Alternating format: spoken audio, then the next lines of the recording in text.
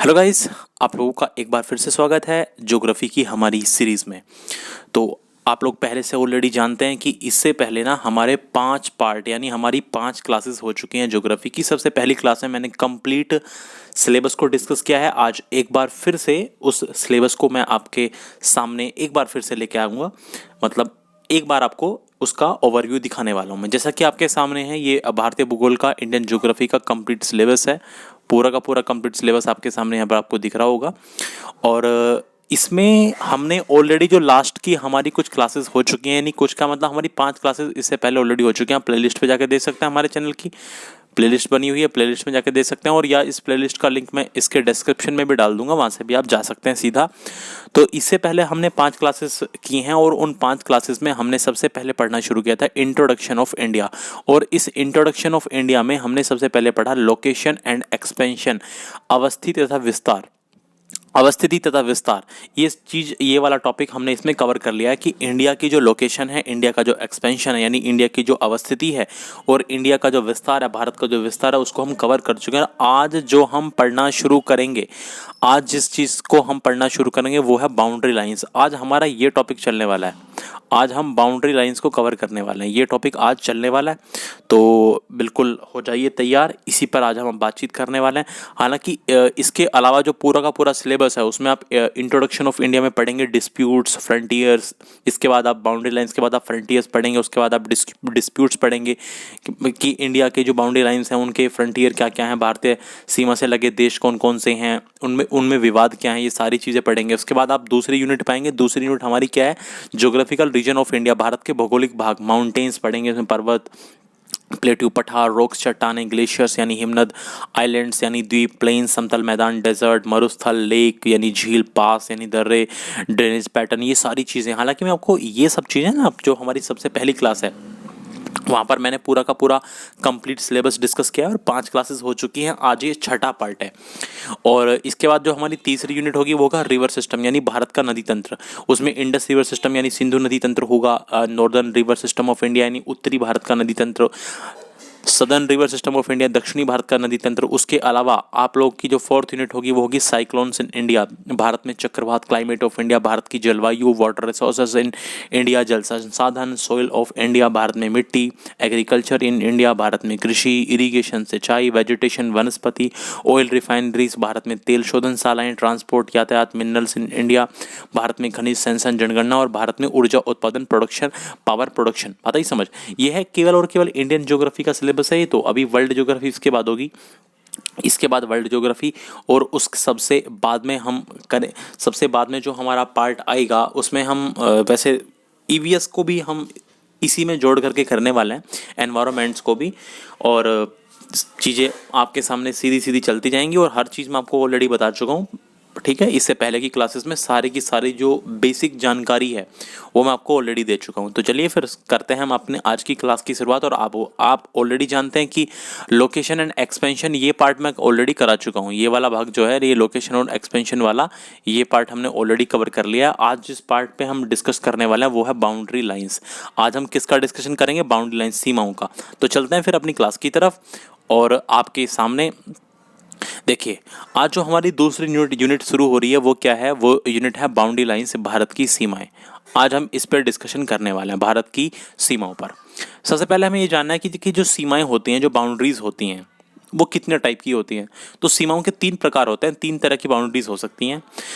एक हो सकती हैं प्राकृतिक सीमाएं यानी नेचुरल बाउंड्रीज। बात को सुनना ध्यान से भाई, किसी भी देश की जो सीमाएं हैं, हालांकि यहाँ हमारा टॉपिक है बाउंड्रीज ऑफ इंडिया, लेकिन उससे पहले हमें ये समझना पड़ेगा जो सीमाएं होती हैं, जो बाउंड्रीज होती हैं, आखिर उनके टाइप्स क्या क्या होते हैं। सबसे पहले हमें ये जानना पड़ेगा उन बाउंड्रीज के टाइप क्या क्या होता है, किस किस टाइप की होती हैं बाउंड्रीज।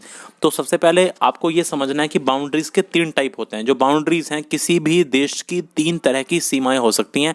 सबसे पहला टाइप होता है प्राकृतिक सीमाएं। इनको फिजियोग्राफिक बाउंड्रीज भी कह देते हैं हम। फिजियोग्राफिक बाउंड्रीज यानी भौगोलिक सीमा, इसको आप कह सकते हैं फिजियोग्राफिक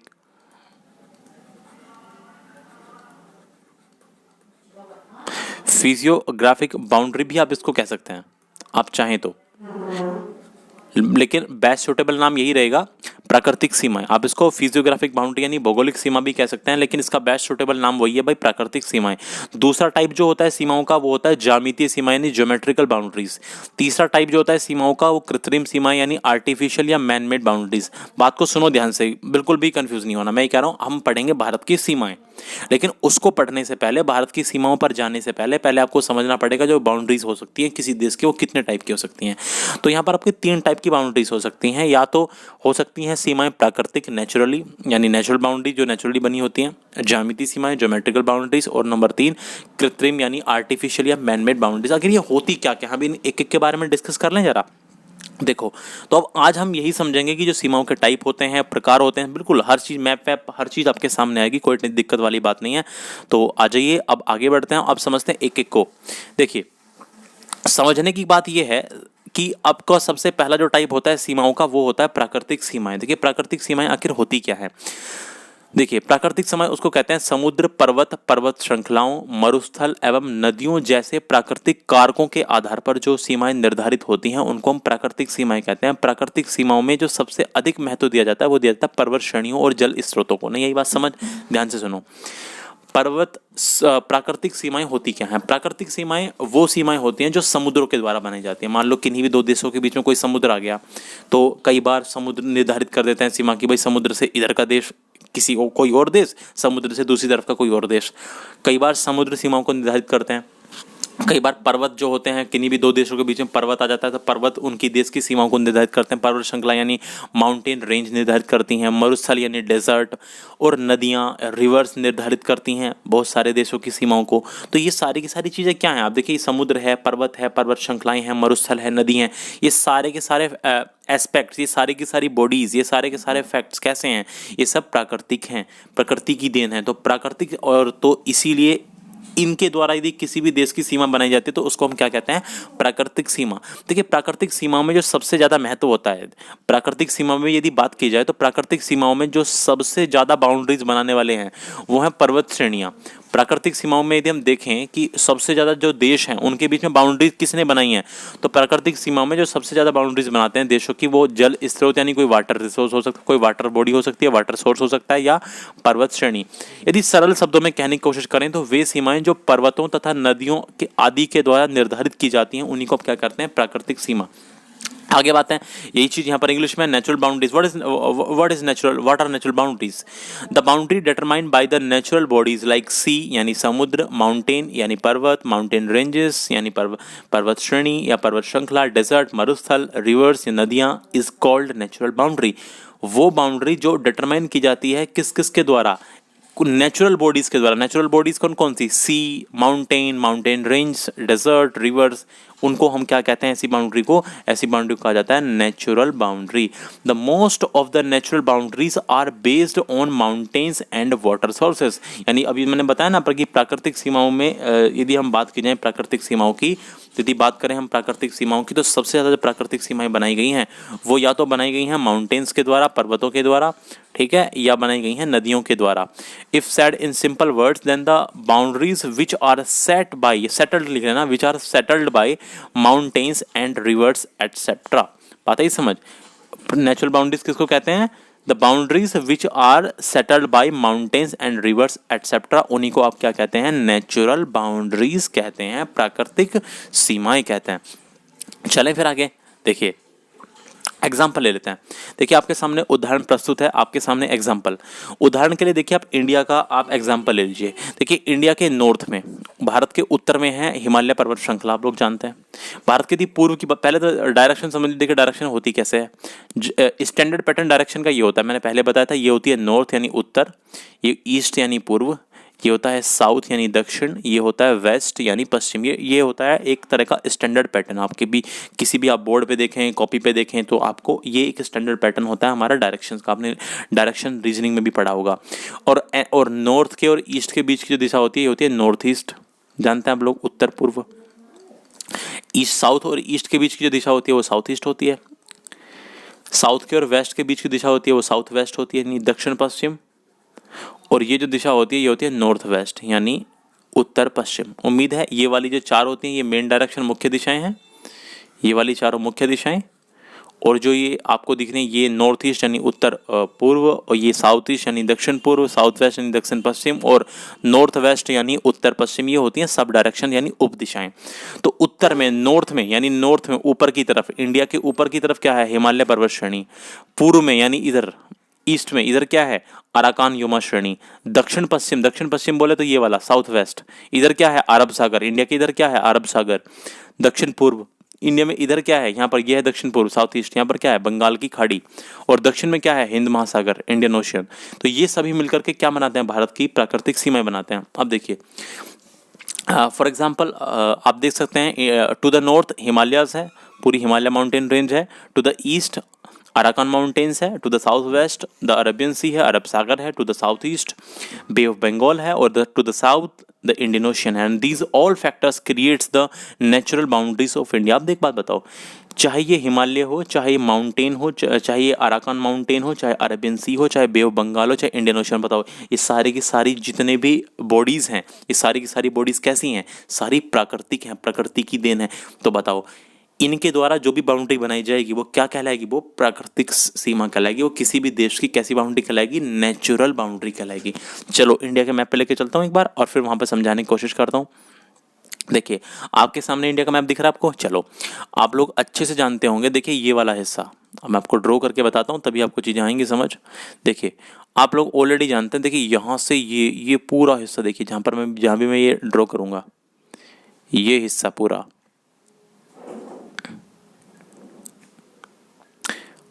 देखिए दिखा आपको, ये पूरा का पूरा हिस्सा क्या है जनाब, भाई ये पूरा का पूरा इसी, यही तो है हिमालय पर्वत श्रृंखला। अरे यहीं तो फैला हुआ है हिमालय, बात आई समझ। तो बताओ ये हमारे उत्तर में, हमारे नॉर्थ में फैला हुआ है हिमालय, बात आई समझ। अभी ये तो समझाया था नॉर्थ में क्या है, हिमालय है। आगे चलो, फिर मैंने कहा पूर्व में, देखिए पूर्व में जब ये हिमालय मुड़ जाता है ना ऐसे म्यांमार की तरफ, ये वाला हिस्सा, जब ये हिमालय इधर म्यांमार की तरफ मुड़ जाता है, ये वाला जो बाउंड्री बनी है म्यांमार के बीच में और हमारे हिंदुस्तान के बीच में, भारत के बीच में, यही तो है अराकान योमा। अरे इसी को कहते हैं अराकान योमा पर्वत। इसी का एक्सटेंशन हुआ पार्ट, बात को सुनो ध्यान से भाई, इसी का एक्सटेंशन हुआ पार्ट, नहीं आई बात समझ, जब हिमालय आगे जा करके, ये हिमालय है, ये अराकान योमा पर्वत भी हिमालय ही है। जब ये हिमालय मुड़ जाता है आगे जाके म्यांमार की तरफ, तो इसी को वहां पर कहा जाने लगता है, इसी को हम कहते हैं अराकान योमा। यही है अराकान योमा पर्वत। बताओ ये कहां पर है, यही है पूर्व में। भाई पूर्व में इंडिया की बाउंड्री कौन बना रहा है, पूर्व में इंडिया की बाउंड्री बना रहा है ये अराकान योमा पर्वत यानी ईस्ट में। उत्तर में इंडिया की बाउंड्री कौन बनाता है, उत्तर में इंडिया की बाउंड्री बनाता है हिमालय, हिमालय पर्वत श्रृंखला। बात आई समझ में, ये हो गया। आगे आ जाओ, अब आप अच्छे से देख सकते हैं कि इधर पूरा का पूरा ये जो हिस्सा है, ये वाली पूरी बाउंड्री देखिए आप, ये वाली जो पूरी बाउंड्री आप लोगों को दिख रही होगी, ये वाली पूरी बाउंड्री देखिए, ये पूरी की पूरी बाउंड्री किसके द्वारा बनाई गई है, सोचिए भाई। ये बे ऑफ बंगाल यानी बंगाल की खाड़ी, ये वाली जो है पूरी की पूरी बाउंड्री किसने बनाई है, बंगाल की खाड़ी। तो ये वाला हिस्सा कहाँ का हो गया, ये हो गया हमारा हिस्सा, देखिए दक्षिण पूर्व, बंगाल की खाड़ी कहाँ पर है, दक्षिण पूर्व में। साउथ ईस्ट लिख रहा हूँ मैं इसको, ये कहाँ पर है, साउथ ईस्ट में बंगाल की खाड़ी, दक्षिण पूर्व। ठीक है, जब आप नोट्स बनाएंगे तो वहाँ पर बहुत ज़्यादा इसमें टाइम मत लगाना, हल्का सा ऐसे ही मैप ड्रॉ कर लेना, पूरा मैप बनाने की आवश्यकता नहीं है, बस अपनी अंडरस्टैंडिंग के लिए इन चीज़ों को लिख लेना, और यदि याद रख सकते हो तो बहुत अच्छी बात है। ठीक, अब देखो ये वाली जो इंडिया की साउथ की बाउंड्री है, इधर किसने बनाई है, ये है हिंद महासागर, इंडियन ओशियन, हिंद महासागर ने।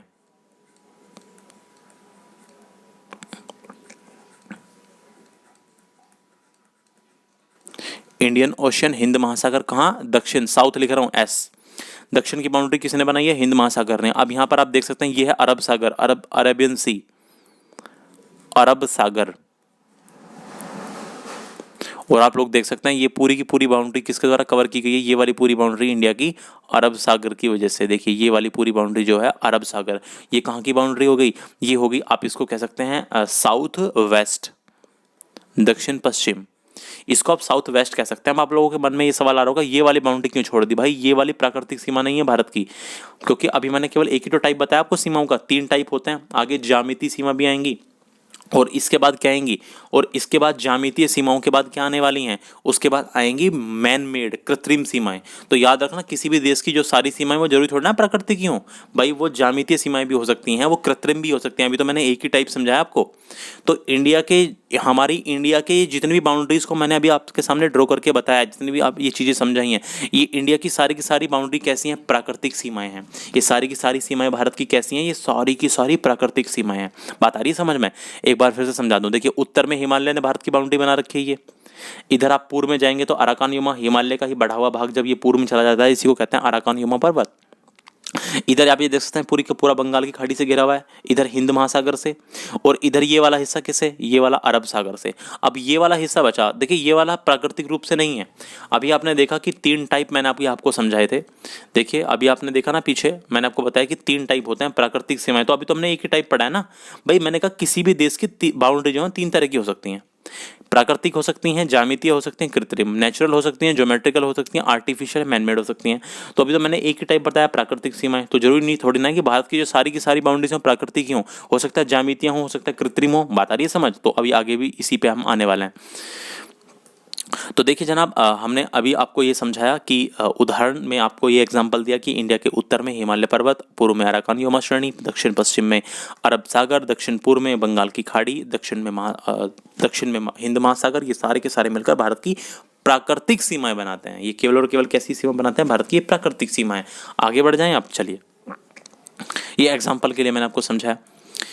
देखिए इसके अलावा और एग्जाम्पल लीजिए, इसी प्राकृतिक सीमाओं के आपको मैं और एग्जाम्पल देके बताता हूँ। आप देखिए सबसे पहले आप एक एग्जांपल लीजिए, कहाँ का, फ्रांस का और स्विट्जरलैंड का। 2 कंट्री यूरोप में पड़ती हैं ये कंट्री, दोनों की दोनों यूरोप कॉन्टिनेंट में। आपको मैं कॉन्टिनेंट भी समझा चुका हूँ। मैंने आपको सबसे पहली क्लास में महाद्वीप समझाए थे। सारे के सारे महाद्वीप, उनकी अवस्थिति क्या है, कौन सा किसके बराबर में है, कौन सा कहाँ है, कहाँ पर सारे के सारे महासागर हैं, ये आपको सबसे पहली क्लास, जो ज्योग्राफी की हमारी सबसे पहली क्लास है, उसमें बिल्कुल अच्छे से मैप के साथ मैंने समझाया। नहीं देखिए तो भाई उनको जरूर देखना। देखिए बेसिक तभी क्लियर होगा जब यदि आपने पुरानी पीछे की 5 क्लासेस देखी हैं। ये बात ध्यान रखना, वरना बहुत सारी चीज़ें आपको पता नहीं चलेंगी। तो फॉर एग्जांपल अभी प्राकृतिक सीमाओं के हम उदाहरण ले रहे हैं। देखिए फ्रांस देश और स्विट्जरलैंड के बीच में बाउंड्री पड़ती है। स्विट्जरलैंड के बीच की जो बाउंड्री है उसको कौन बनाता है? उसको बनाता है जूरा पर्वत, जूरा माउंटेन्स। यानी फ्रांस और स्विट्जरलैंड के बीच की जो बाउंड्री निर्धारित करता है वो कौन करता है? जूरा माउंटेन। अब माउंटेन क्या है? जूरा माउंटेन क्या, एक प्राकृतिक बॉडी है, एक प्राकृतिक सोर्स है, एक प्राकृतिक स्रोत है। बात आई समझ? तो जो प्राकृतिक स्रोत किसी बाउंड्री को बनाएगा तो वो बाउंड्री कैसी कहलाएगी? किन्हीं भी 2 देशों के बीच वो बाउंड्री कहलाएगी प्राकृतिक सीमा। अच्छा, इसी का एक और एग्जांपल ले लीजिए। देखो फ्रांस, एक और एग्जांपल लिखिए, फ्रांस और जर्मनी के बीच में पड़ता है वोस्जिस पर्वत। Between France and Germany Vosges mountain, ये किस किस की सीमा बनाता है? फ्रांस की और जर्मनी की। वोस्जिस पर्वत किस किस के बीच की सीमा बनाता है? फ्रांस और जर्मनी की। जूरा माउंटेन्स किस किस देश के बीच की सीमा बनाता है? फ्रांस की और स्विट्जरलैंड की। मैप पे लेके चलूँ? तो चलो मैप पे लेके चलता हूँ। देखिए पहले तो ये देख लो, आखिर ये फ्रांस की मैं बात आखिर कर कहाँ की रहा हूँ। थोड़ा जूम कर देता हूँ आप लोगों के लिए, देखो ध्यान से। आखिर जो ये बात चल रही है तो आखिर ये बात है कहाँ की? देखो सबसे पहले विजुअलाइजेशन होना बहुत ज़्यादा जरूरी होता है ना। आ जाओ इधर आओ, देखो। उम्मीद है आप लोगों को थोड़ा बहुत दिख रहा होगा, वरना मैं थोड़ा सा और इसको जूम करता हूँ। और अब हम इसको थोड़ा सा, अरे ज़्यादा हो गया भाई, आई थिंक ज़्यादा हो गया। नहीं चलो, तो देखो ये देख सकते हैं आप। देखो ये आपको इंडिया दिख रहा है यहाँ पे, ये दिख रहा है इंडिया, ये देखिए ये इंडिया है यहाँ। और देखिए आपको मैंने ऑलरेडी हिस्ट्री में, मैं आपको पूरी हिस्ट्री में आपको मैपिंग से ही करा रहा हूँ। आप देख सकते हैं जो भी पूरी हिस्ट्री की प्लेलिस्ट है वो भी आपको मैपिंग से ही कराई जा रही है। पूरी मॉडर्न इंडिया से हमने शुरू किया, मॉडर्न के बाद मेडिवल, मेडिवल के बाद मॉडर्न के बाद एंशिएंट करेंगे और उसके बाद मेडिवल करेंगे। हमने जो हिस्ट्री स्टार्टिंग की है वो हमने मॉडर्न इंडिया से की है। तो देखो यहाँ पर आप देख सकते हैं ये इंडिया आपको दिख रहा होगा, ठीक है। ये एशिया कॉन्टिनेंट का देश है हमारा, एशिया महाद्वीप का। ये वाला देखो जहाँ तक मैं ये लेके जाने वाला हूँ, ये जो आप, एक मिनट में आपको दिखाता हूँ ज़रा। ये आपको पूरा का पूरा जो हिस्सा दिख रहा है ये वाला, ये एशिया महाद्वीप है। ये वाला जो हिस्सा है ये एशिया महाद्वीप है। ये आप जो देख रहे हैं इधर, ये यूरोप है। ये जो आप देख रहे हैं ना, ये है यूरोप, ये यूरोप है। और ये अफ्रीका है, ये जो नीचे बच गया ये अफ्रीका है। पता ही समझ? तो ये हमारा देखो इंडिया है। और देखो यहाँ पे आ जाओ, ये रहा फ्रांस। अभी आपको इसमें स्विट्जरलैंड नहीं दिख रहा है, स्विट्जरलैंड यहाँ पर है, वो भी दिख नहीं रहा है क्योंकि बहुत ज़्यादा ये जूम नहीं है, ठीक। अभी आपको दूसरे मैप पे लेके चलूंगा, वहाँ पर आपको स्विट्जरलैंड दिखेगा। पहले तो ये अनुमान लगा लो कि कहाँ की मैं बात कर रहा हूँ। ये मैप दिखाने का मकसद मेरा ये है कि आपको अनुमान हो, पता तो चले अगर बात कहाँ की कर रहे हैं। देखिए ये इंडिया हमारा, और इसी के आप कहाँ पर पढ़ेंगे? इसी के आप नॉर्थ वेस्ट की तरफ पढ़ेंगे, यानी उत्तर पश्चिम की तरफ चलेंगे ऐसे। तो ये आपको देखो, ये पहुँच गए आप कहाँ? यूरोप में हम यहाँ की बात कर रहे हैं, यहाँ फ्रांस की। ये जर्मनी देखो, दिख रहा होगा आपको, ये रहा जर्मनी। अब मैं आपको दूसरे मैप पे लेके चलता हूँ, वहाँ से आपको, अब मैं लेके चलता हूँ आपको एशिया के, यूरोप के मैप पे। वहाँ से आपको और अच्छे समझ में आएगा। देखिए यूरोप का मैप आपके सामने, इसको देखो जरा, आप यहाँ से आएंगी चीज़ें आपको समझ में, यहाँ से दिख जाएंगी सारी चीज़ें। और जूम किया मैंने, देखो ध्यान से, अब आ जाओ यहाँ। देखिए आपको नज़र दौड़ानी है, ये रहा फ्रांस, दिख रहा है, यहाँ पर है फ्रांस, उम्मीद है दिख रहा होगा, ये रहा स्विट्जरलैंड। इन दोनों के बीच में यहाँ पर पड़ता है जूरा माउंटेन, जूरा पर्वत, यहाँ पर ही पड़ता है जूरा माउंटेन, JURA, जूरा माउंटेन यहीं पर पड़ता है, ठीक है। और ये जर्मनी आप देख रहे हो, ये जर्मनी यहीं पर पड़ता है, वेस्टिस माउंटेन, वोसिस माउंटेन जो है वो यहीं पर पड़ता है। बात आई समझ, यहाँ पर देखिए, तो ये फ्रांस और जर्मनी के बीच की जो सीमा है ये वोसिस माउंटेन बना रहा है, और स्विट्जरलैंड और फ्रांस के बीच की जो सीमा बनाता है वो कौन सा, जूरा माउंटेन बना रहा है। ये फॉर एग्जांपल, मैं आपको एक एग्जांपल के लिए समझा रहा हूँ। जब हम पढ़ेंगे वर्ल्ड ज्योग्राफी तो वहाँ तो आपको बहुत सारी चीज़ें पढ़ने को मिलेंगी। बात आई समझ, ये तो मैं आपको चीज़ें जिससे कि आपको समझ में आती रहें हर चीज़ आपको, मतलब देखिए होता क्या ना, यदि मैं बस ऐसे ही बता दूंगा खाली कि भाई फ्रांस जर्मनी के बीच वोसेस है, फ्रांस और स्विट्जरलैंड के बीच जूरा है, तो हम वो चीज़ थोड़ा सा इतना उसमें इंटरेस्ट नहीं आता, और हम ना एक इमेज नहीं बना पाते मन में। अब होता क्या है, मैपिंग से हमारे माइंड में ना एक इमेज बन जाती है। मैपिंग का बस थोड़ा फ़ायदा ये होता है, मैं आपको एक दूसरे मैप पे लेके चलता हूँ ताकि और क्लैरिटी मिल जाए आपको। देखिए जब आप, यदि आपको बनाना होगा, यदि आप बनाना चाहते हैं कि हाँ आपको बनाने की बहुत ज़्यादा जल्दी है कि आप हर चीज़ को ही अच्छे से कवर करना चाहते हैं, तो यदि आप मैप बनाए तो आप मैप बनाना ये वाला, सारे मत, वो तो मैं आपको दिखा, सारे मत बनाना, वो तो मैं आपको समझाने के लिए, जिससे कि आपको हर चीज़ अच्छे समझ में आए। देखिए ये फ्रांस है, ये पूरा का पूरा, ये जो आपको दिखा रखा है मैंने, ये फ्रांस है, और ये रहा देखिए स्विट्जरलैंड। यहाँ पर आ जाओ, ये देखो ये रहा स्विट्जरलैंड, दिख रहा है आपको, ये स्विट्जरलैंड है। अब आप यहाँ पर बहुत ध्यान से देखने की कोशिश करेंगे, यदि आप अच्छे से देखने की कोशिश करें तो ये रहा जूरा माउंटेन, देखो लिखा JURA, ये रहा, ये जूरा माउंटेन है, ठीक है।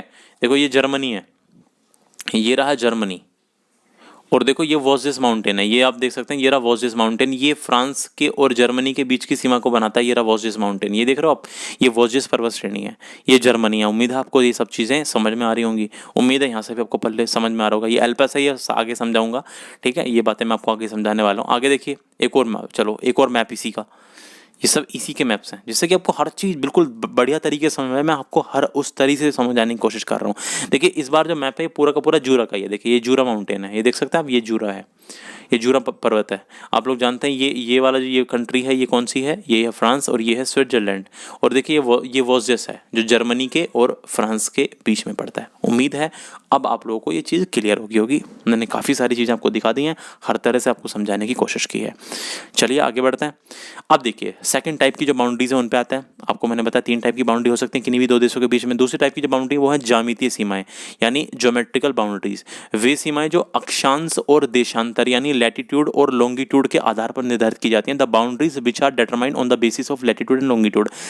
देखो यदि आपने लैटिट्यूड को और लॉन्गिट्यूड को नहीं पढ़ा है, बात को सुनो ध्यान से, यदि आपने लैटिट्यूड और लॉन्गिट्यूड को नहीं पढ़ा है तो आपको सबसे पहले जो हमारी स्टार्टिंग के 5 सेशन हो चुके हैं ऑलरेडी, वहाँ पर जाकर के आपको लैटिट्यूड और लॉन्गिट्यूड को समझना पड़ेगा कि अक्षांश और देशांतर आखिर क्या होता है। तब आपको ये बात अच्छे से समझ में आएगी यदि आप अक्षांश और देशांतर, क्योंकि अभी जो हमारी लास्ट क्लासेस हैं क्लास नंबर 4 और 5 में, वहाँ पर हमने अक्षांशों का और देशांतरों का ही जिक्र किया है, डिटेल में इनको समझा है। तो वहाँ पर आपको सबसे पहले देखने पड़ेंगे क्या होता है अक्षांश, क्या होता है देशांतर। इसीलिए मैंने वहाँ पर पढ़ाया था इनको, क्योंकि इनकी आगे जरूरत पड़ने वाली है। तो ज्यामितीय सीमाएं वे होती हैं, वे सीमाएं जो अक्षांश तथा देशांतर के आधार पर निर्धारित की जाती हैं। जरा इनके एग्जाम्पल ले लेते हैं। फॉर एग्जाम्पल, उदाहरण के लिए 49 डिग्री समांतर रेखा। फॉर एग्जाम्पल के लिए आप देख सकते हैं 49 डिग्री पैरेलल लाइन, 49वीं पैरेलल लाइन, इसको हम 49वीं समांतर रेखा भी कहते हैं। वैसे वास्तविक नाम जो है वो क्या है, 49 डिग्री समांतर रेखा। और दूसरा एग्जाम्पल 38 डिग्री समांतर रेखा। ये क्या है, देखिए कनाडा और संयुक्त राज्य के अमेरिका के बीच में, कनाडा के बीच में और यूएसए के बीच में, किस किस के बीच में, बिटवीन कनाडा एंड यूएसए क्या पड़ती है, 49 डिग्री पैरेलल लाइन, 49वीं समांतर रेखा।